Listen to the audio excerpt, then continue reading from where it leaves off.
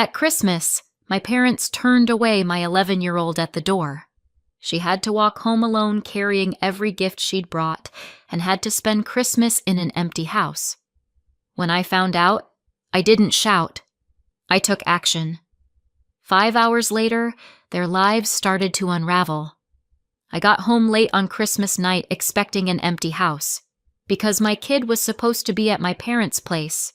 Big dinner, cousins, and the sleepover she'd been talking about for days like it was the main event of the century. Instead, the first thing I noticed was the smell. Something burnt. Not toast got away from you burnt. More like someone tried to make something special, and it didn't go the way they planned. I stepped into the kitchen and saw it immediately. A pan on the stove with something dark in it.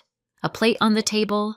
A little trail of crumbs like someone had been moving around quietly, trying not to make noise. And then I saw what made my stomach drop all the way through the floor. Her shoes. Her coat. My 11-year-old was home. "Emma?"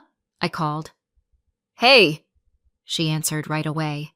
She was sitting at the kitchen table in the same clothes she'd worn when I dropped her off earlier, shoulders tucked in tight like she was trying to take up less space in her own house.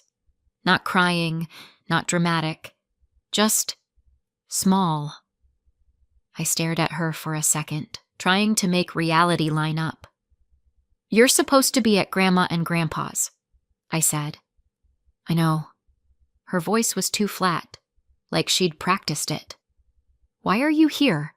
I asked, and I kept my tone calm on purpose. She blinked slowly. They turned me away." I didn't understand that sentence at first, like my brain refused to accept it. "Turned you away?" I repeated. "At the door." Her fingers tightened around the edge of the plate. "They said there wasn't enough space." I stared at her. "Space for what?" She looked at me like I'd asked why snow is cold. "For me." And that's when I noticed the gifts. All of them. Neatly lined up by the entryway, bags upright, tags still attached, tissue paper still fluffed like she couldn't stand the idea of them looking messy, even now. The gifts she'd been so proud of. The gifts we dropped off with her. Back home. My throat tightened. "Why are the gifts here?" Emma swallowed. They didn't want them." My chest went cold. "They told you to take them back?" I asked. She nodded once. I looked at her face, trying to keep mine steady, and asked the question that really mattered. "Why didn't you call me?" Her eyes flicked down. "My phone had died," she whispered. "I asked Grandma if I could use theirs. Like, the house phone." "And?" I asked, even though I already knew. "She said no," Emma said, and her voice cracked on the last word. "She said it would just make it harder. And you were busy." "Busy. Right." "And then Grandpa said I should just walk home," she added, like it was the most normal solution in the world. "Because it's not far." I just stared at her. It's not far when you're an adult who knows the neighborhood, when you're not carrying gift bags that dig into your hands, when you're not 11 and it's Christmas and every window you pass has people inside. "How long did you walk?" I asked. "Maybe 20 minutes," she said quietly. I didn't really know which way at first, because we always drive. Something sharp moved under my ribs and stayed there. I glanced back at the stove, then at the plate in front of her. "And this?" I said softly. "You tried to cook?" Her cheeks flushed like she'd been caught stealing. "I got hungry," she whispered. "And I wanted to, I don't know, make it feel like Christmas." That landed harder than the door turning away. "I watched a video," she added quickly. "I tried. It just burned." She pointed at the pan. "It's fine. I opened the window." The fact that she was trying to reassure me, like she was the problem, made my throat ache. I pulled a chair out and sat beside her. "Start from the beginning." I said gently. She took a breath that shook. You dropped me off and I went right up, she said. Like you told me. I nodded. Grandma opened the door and Emma's eyes slid away. Looked surprised. Like she forgot I was coming. My jaw tightened. Then Aunt Dana said, "Oh." Just, "Oh." Emma's mouth twisted. And Grandma said it was a full house. Not enough chairs. What about the cousins? I asked, already bracing. They were inside, she whispered. They could see me. She swallowed hard and pushed through anyway. Logan laughed and said my dress looked like a curtain. The word curtain came out bitter. And nobody stopped him? I asked carefully. Emma shook her head. Grandpa said, "Let's not start drama." I let out a short breath through my nose because dry humor is what happens when rage is too big to hold. Right, because letting an 11-year-old come inside would have been a real scene. Emma gave a tiny, miserable half-smile. It disappeared immediately. I tried to give Grandma her gift, she whispered. The one I made. My eyes snapped to her. The ornament? She nodded, and tears finally slipped out like her face got tired of pretending. I put her name on it, she said, and she didn't even touch it. She just said, "Not now." A sob hit her like a hiccup. She turned her face away fast, embarrassed by her own feelings like she was the one being inappropriate. I slid my arm around her shoulders and pulled her close. She leaned into me immediately, like she'd been holding herself upright on stubbornness alone. "I'm sorry," she whispered into my sweater. "No," I said, steady. "You don't apologize for this." She sniffed. "I ruined Christmas." "You didn't ruin anything," I said. "They did." She wiped her face with her sleeve and stared at the plate. "I tried," she whispered. "I really tried." And that was the whole heartbreak in one sentence. She tried to create Christmas for herself in an empty house because the people who were supposed to love her decided she didn't deserve a chair. I didn't shout. I didn't call my mother and start a screaming match. Emma didn't need to hear that. She didn't need to feel like she caused a war. So I swallowed it. Every sharp word. I held Emma a little tighter. And in my head, something clicked into place. I didn't make a scene. I took action. 5 hours later, their life started to fall apart. I wish I could tell you my parents became like this overnight. It would be comforting in a way, like they caught a virus called entitlement and woke up one morning unable to recognize their own granddaughter. But this wasn't new. It just finally had the audacity to show its face in public. My sister Dana was always the favorite. Not in the subtle parents love you differently way, in the openly distributed scoreboard on the fridge way. Dana was older, louder, easier for them. She was the kid they wanted. I was the kid who showed up later like an unexpected bill. When I was little, my mother used to say things like, "You're so much work." The way some people say, "This suitcase is heavy."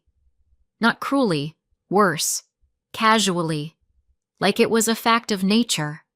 Like needing care was a character flaw. By the time I was old enough to understand tone, I understood mine. Burden. And then I got pregnant. Young. Unplanned.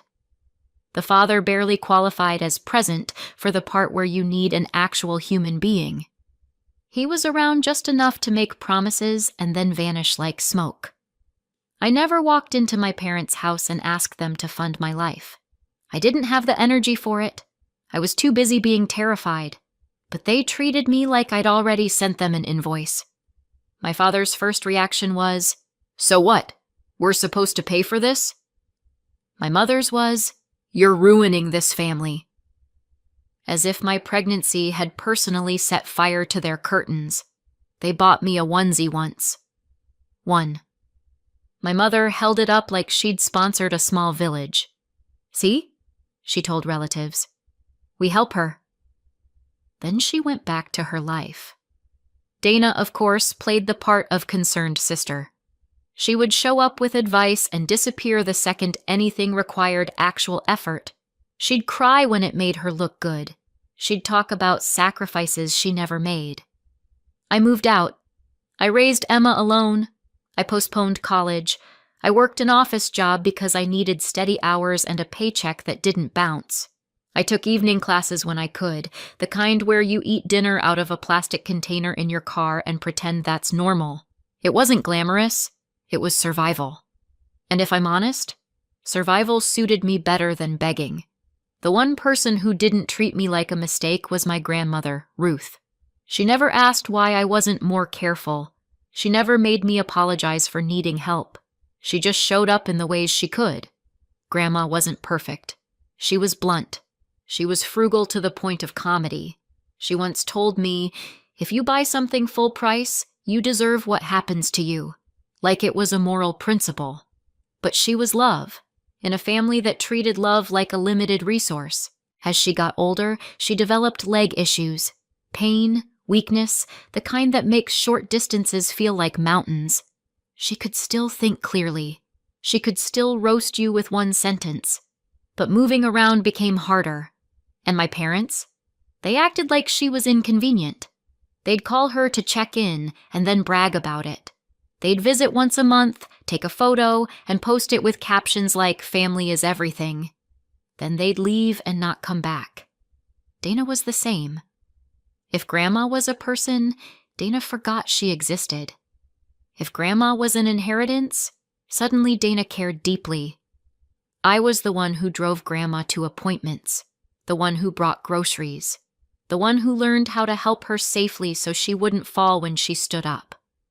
I even took a short caregiving course because I was tired of feeling like I was guessing with someone I loved. It saved money. It made me useful. It made Grandma feel less helpless, which mattered more than any certification. And the more time I spent with her, the more I noticed something uncomfortable. My parents treated Grandma the way they treated me, like a burden, like a task, like a thing you tolerate until you can go back to your real life. Meanwhile, Grandma helped them, financially, quietly, the way she did everything, without fanfare, without splashing it around. At some point, my parents moved into a house that everyone in the family referred to as the house Grandma gave them. That phrase became gospel. Grandma gave them the house. Grandma gifted it. Grandma wanted them to have space for family. My parents started speaking about it like it was theirs by divine right. And after they got it, they visited Grandma even less. It was almost impressive, the way they treated generosity like a completion stamp. Like once Grandma gave them something, she had no further value. Grandma, meanwhile, lived in a small rental by choice. She said it was easier, less to clean, less to worry about. She didn't want a big place to manage by herself. She liked comfort, not attention. And that's why Christmas mattered. Grandma couldn't join the big celebration this year. Her legs were worse. The idea of a crowded house and stairs and chaos was too much. My parents didn't offer to go to her. They didn't offer to bring dinner. They didn't even offer to FaceTime her until I suggested it. So I chose her. And I chose Emma too, by letting her have the big family Christmas she'd been dreaming of. My parents' house was always fancy and organized, the way Emma loved. Kids' friends invited, games, cookies, a cousin's sleepover that felt like a rite of passage. Emma put her whole heart into those gifts. She saved. She made things. She worried about what people would like. She was proud of it. She didn't mind me not coming because to her, it was still family. That's what made it so crushing when they told her she should celebrate with someone else. Not enough chairs. Not enough space. Not enough room for her. And while they sat around their table feeling satisfied with their perfect Christmas, they didn't know what was already starting to unravel. That night, I had 2 jobs. Get my daughter back to herself. and keep my parents from doing any more damage while she was still bleeding on the inside. Emma wasn't dramatic about it. That was the problem. She moved around our kitchen like she was trying not to disturb the air, like she didn't deserve to take up space in her own house. I didn't lecture her about the stove. I didn't point at the burnt pan like it was Exhibit A and why you shouldn't cook alone. We could talk about safety later. Tonight, the bigger emergency was shame. So I did what moms do when they don't have the right words. I made hot chocolate and pretended I wasn't furious enough to chew through drywall. Extra marshmallows, because trauma is not the time to practice moderation. Emma sat at the table with her mug between her hands like it was the only warm thing left in the world.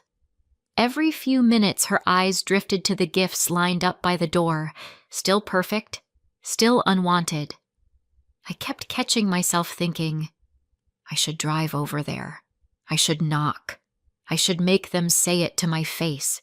And then I'd look at my daughter's shoulders, how tight they were, how small she'd made herself, and I'd swallow it.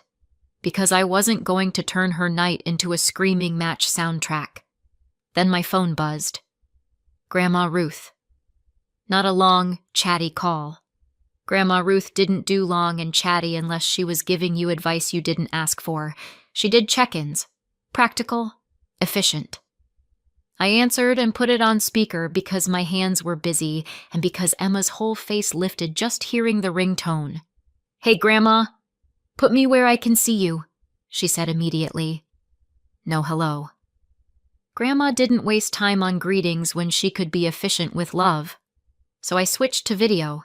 Grandma appeared on my screen with her glasses on, and that look she got when she was about to correct someone's pronunciation. Emma leaned toward the phone like it was a window. Merry Christmas, Great-Grandma, she said, trying so hard to sound normal that it made my throat tighten. Grandma's face softened. Merry Christmas, sweetheart.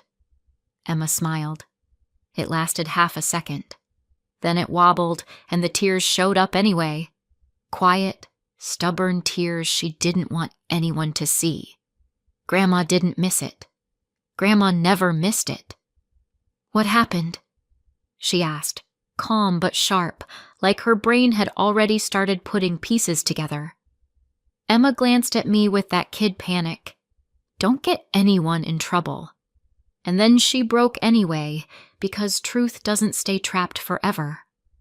They wouldn't let me in, she whispered. Grandma's expression went still.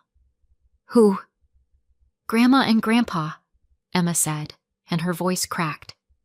They said there wasn't space, and they didn't take the gifts.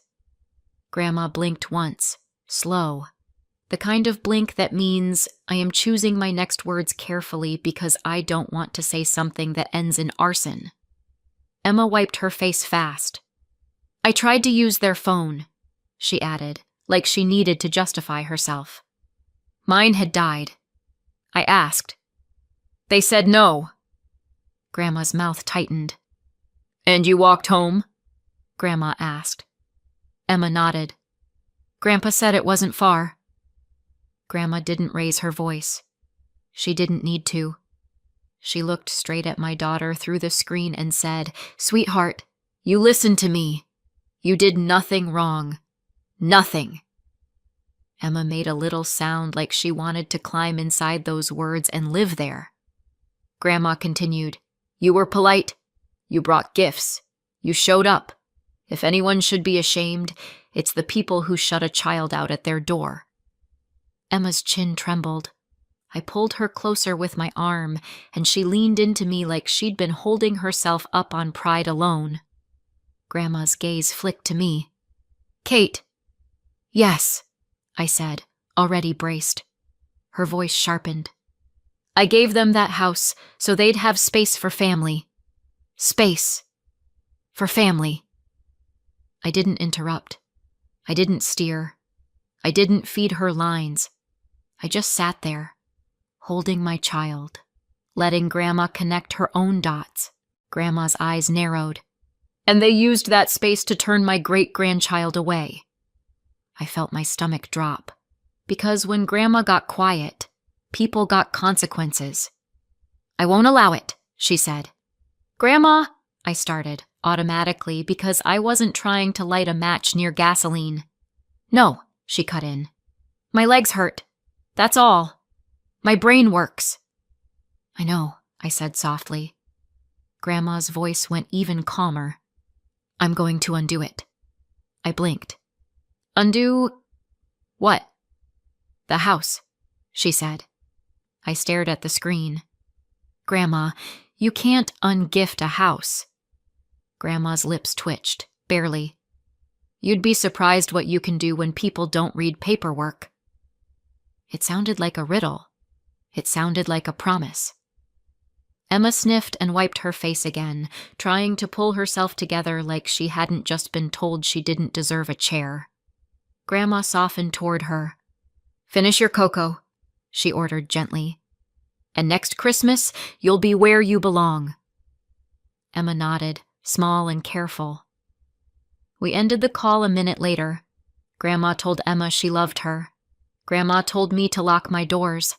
Grandma never missed an opportunity to assume the world was full of criminals, including my parents. After that, I focused on the only thing that mattered, getting my daughter through the rest of the night without letting that shame set like concrete. We watched a movie. We sat under a blanket. Emma fell asleep in that exhausted way kids do when they've held themselves together for too long. And then, before midnight, before my brain could even finish processing Grandma's paperwork comment, my phone rang again. Mom. I answered, and she didn't even inhale first. What did you do? No hello. No, is Emma okay? Just pure, panicked rage. I held the phone away from my ear. What are you talking about? Don't play stupid, she snapped. Grandma called us. On Christmas. She's saying the house isn't ours and we have to move out. My stomach dropped, hard.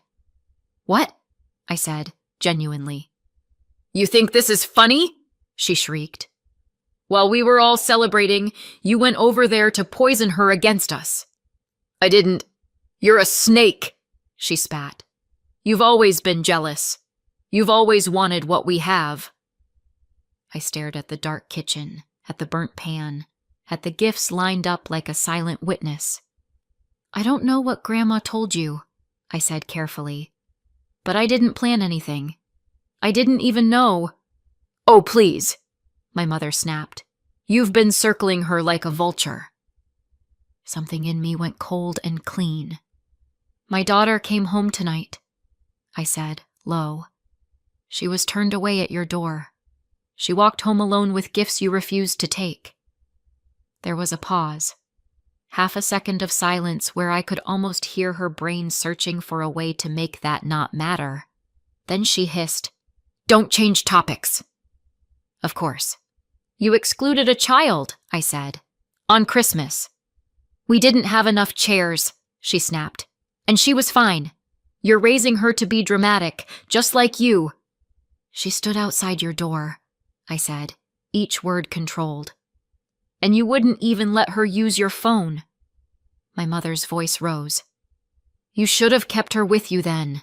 You're the one who abandoned her. The audacity was almost impressive. And then she said it, like it had been sitting on her tongue for years, waiting for a reason. We should have excluded you a long time ago. Like Emma's Christmas was just collateral damage in a larger project, punishing me for existing. I said quietly, You're not going to rewrite what you did. My mother laughed, sharp and ugly. You think you've won? You think Grandma is stable?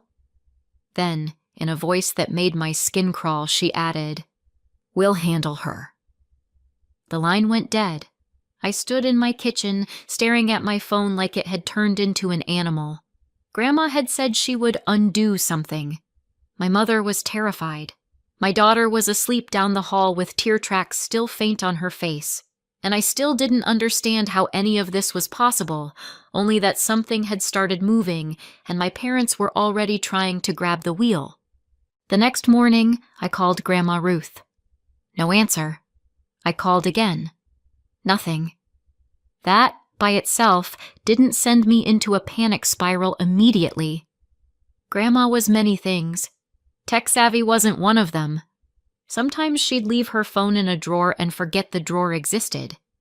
But it didn't sit right in my stomach. I tried again. Still no answer. Emma came into the kitchen rubbing her eyes, hair sticking up like she'd fought a pillow and lost. "Did Great-Grandma call?" she asked softly. "No," I said, keeping my voice light. "Not yet." Emma's mouth tightened. "Is she mad at me?" My heart clenched. "No, baby. No, none of this is your fault." Emma nodded like she wanted to believe me, but shame doesn't disappear because you tell it to. "We're going to go see her," I said. "Okay. We'll bring her the cocoa mix she likes." Emma's face softened a little. "Okay." We drove to Grandma Ruth's place mid-morning. It was quiet, like the world was still recovering from Christmas. I knocked, waited, knocked again. No answer. I tried calling her from the porch. Still nothing. "Maybe she's sleeping," Emma offered. "Maybe," I said, but my hand was already moving to my keyring. Grandma had given me a spare key for emergencies, and her definition of emergency included, if I don't answer my phone and you get annoying. I unlocked the door and stepped inside. The apartment was too quiet. Not old person napping quiet. Empty quiet. I moved through the living room, calling her name. No response. Then I saw what was missing. Her wheelchair wasn't by the wall where it always was. The blanket she used every night was gone from the chair. A small bag by the door. Gone. My breath caught.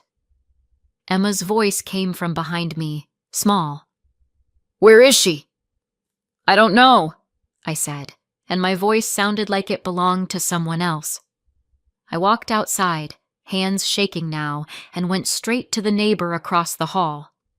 She opened the door in her robe, hair in a clip, that exact face people make when they're about to say something they know you won't like. "Oh, honey," she said before I could even speak. "Your mother was here." My stomach dropped. "When?" "Early," she said. "Like, morning early. I was taking my trash out. They had a car down front." "Did Grandma go with them?" I asked, and I hated how my voice sounded. Too controlled, too polite, like I was asking about a package delivery. The neighbor hesitated. "They had her chair. Your mother was talking fast. Your grandmother didn't look happy." "Did she say where they were taking her?" I asked. The neighbor shook her head. "No, I didn't hear that part. I'm sorry." Of course she didn't. People like my mother don't announce where they're taking you when you don't have a choice. I thanked the neighbor because I'm apparently the kind of person who says thank you while her life is imploding. Then I walked back into Grandma's apartment and stood there for half a second, trying to decide how to breathe. Emma was by the doorway, gripping the cocoa mix box like it was a weapon. "Did they?" she started. "I don't know," I said. And then, because she's 11 and her brain goes places, I added immediately, "She's alive. She's okay. We're going to find her." I did not believe my own calm voice.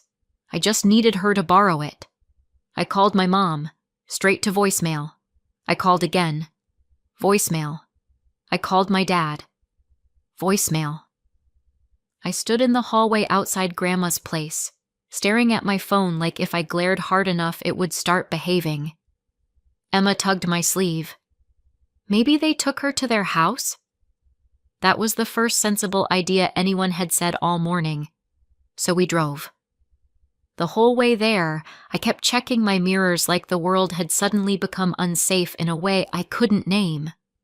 Emma sat quietly, eyes fixed on her lap, and I could feel her trying to be good so I wouldn't fall apart. When we pulled into my parents' driveway, I didn't even turn the engine off the normal way. I just killed it and got out. I knocked. Hard. My mother opened the door like she'd been expecting me, and her face was already set for battle. "Where is Grandma?" I said. Her eyes narrowed. "Lower your voice." I stared at her. "Where is Grandma?" "She's fine," my mother snapped. "And you're not barging in here to upset her." "I'm not here to argue," I said, and my voice did that cold thing it does when I'm trying not to explode in front of a child. "I'm here to see my grandmother." My mother stepped into the doorway like a bouncer. "After what you did?" "I didn't do anything," I said, "except come home to my kid sitting alone with burned food because you wouldn't let her inside." "Don't start," my mother hissed. "I'm not starting," I said. "I'm finishing."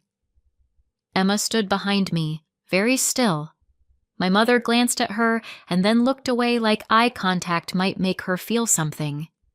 "Your grandmother is resting. She doesn't need your drama." "Then let her tell me that," I said. "Let me hear it from her." My mother's lips pressed tight. "No!" That single word was the moment everything changed. Not because I expected my mother to be reasonable. I've met her, but because she was blocking me from even seeing Grandma. That's not family drama. That's control. I pulled my phone out again and dialed 911. My mother's face twisted. "Are you serious?"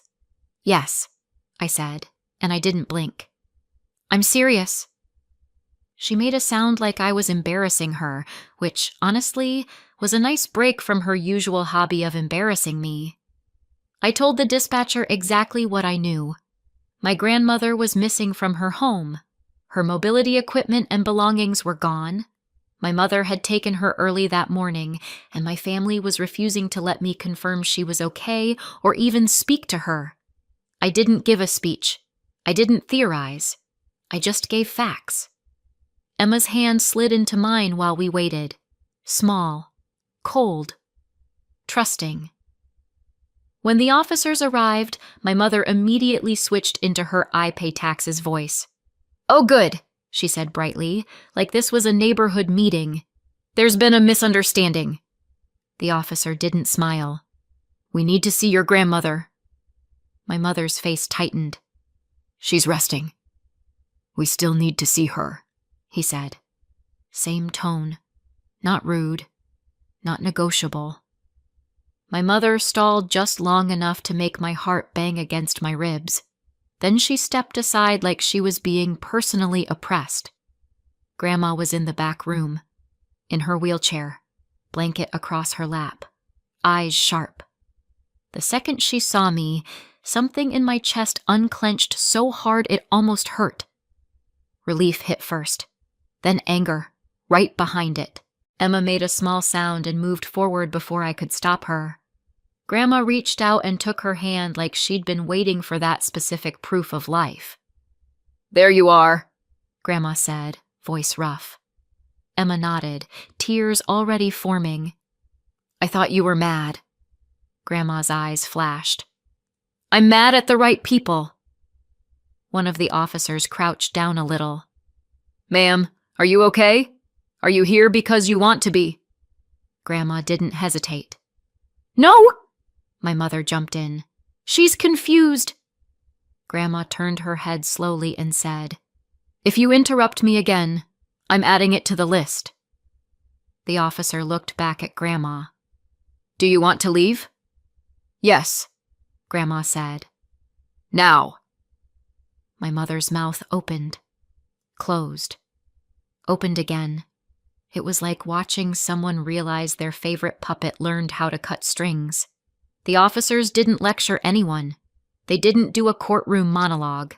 They just made space, literally and figuratively. They made it clear Grandma could leave. And when Grandma rolled past my mother, she didn't even look at her. That silence said more than any yelling. I got Grandma into my car. Emma climbed in beside her without being asked and held her hand like she was anchoring her to the planet. Grandma looked at me and said, "Call my lawyer." Grandma called her lawyer. He agreed to see us that day. I drove. Her lawyer didn't dress it up. He looked at me and said, "Here's what your family has been calling a gift." He slid a folder across the desk. "The house isn't in your parents' names," he said. "It's owned by Grandma's living trust. Your parents were listed as beneficiaries, meaning they were set to receive it after Grandma dies. But while Grandma is alive, she can change the beneficiaries." My stomach dropped. "So they've been acting like it already belongs to them." "They've been acting like a lot of things," Grandma muttered. Her lawyer didn't even blink. "Grandma can also change how her other assets are distributed. Her savings, her accounts, all of it. Same idea. Beneficiaries can be updated." Grandma tapped the arm of her wheelchair. "Good, because they don't get a reward for turning a child away at the door." He asked Grandma a few straightforward questions, calm, respectful, just confirming she understood what she was signing and that no one was pressuring her. Grandma answered like she was personally offended the world required proof she still had a brain. Then he printed what needed printing. Grandma signed. Witnesses signed. Pages were initialed. And just like that, the names my parents thought were carved in stone weren't. My name went where theirs used to be. Emma's future was protected right alongside it. Because Grandma wasn't just angry, she was deliberate. Emma sat close the whole time, quiet, holding Grandma's hand like she was afraid someone would drag her away again. When it was done, Grandma looked at her lawyer and said, "Now, I want them kept away from me." He nodded once, already reaching for another set of documents. "We'll put that in writing too, and we'll start the process to get them out of the house." Grandma turned her sharp gaze on me. "I gave them space," she said. "They used it to shrink a child." Emma's eyes filled, but this time she didn't look ashamed. She looked relieved. Grandma squeezed her fingers. "Next Christmas," she told her. "You're not standing outside anyone's door." Fast forward to next Christmas. Emma and I are in the house my parents used to call theirs. Not because I wanted some trophy, because Grandma wanted the truth reflected in paperwork. The place is worth about $350,000, and she moved in with us after everything went down. We made it actually livable for someone in a wheelchair, a ramp, wider doorways, grab bars, a bedroom on the main floor. Funny how not enough space magically turns into plenty of space when you're not using it to punish people. Grandma also had about $200,000 in savings. She changed the beneficiaries on all of it. Part went into an emergency cushion for her care. The rest went where she wanted it to go. A college fund for Emma and a future she doesn't have to beg for. My parents got exactly what they earned. Nothing. They tried calling, apologizing, blaming, switching the order, like that changes the story. I don't answer. Emma's different now. Quieter in a calmer way, not the make myself small so I don't get rejected way. And Grandma, still sharp, still stubborn, still very pleased with herself. So tell me, did I go too far or not far enough? Let me know in the comments and subscribe for more.